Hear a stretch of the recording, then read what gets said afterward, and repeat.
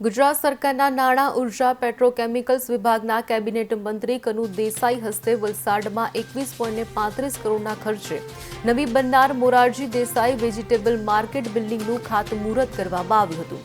સાથે 52.5 કરોડના કુલ 14 જેટલા વિકાસ કાર્યોનું લોકાર્પણ પણ કરવામાં આવ્યું હતું.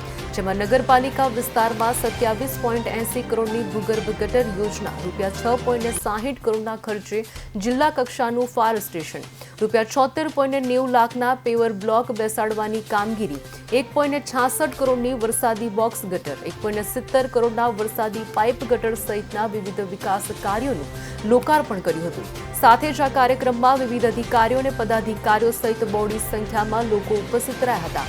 ગુજરાત સરકારના નાણામંત્રી શ્રી કનુભાઈ દેસાઈના અધ્યક્ષસ્થાને યોજાયેલા વલસાડ નગરપાલિકા હસ્તકના શાકભાજી માર્કેટની નવી બિલ્ડિંગ નિર્માણ સહિત કુલ 14 જેટલા વિકાસ કાર્યો માટે ખાતમુહૂર્ત લોકાર્પણ કાર્યક્રમ આયોજન કરવામાં આવ્યું હતું.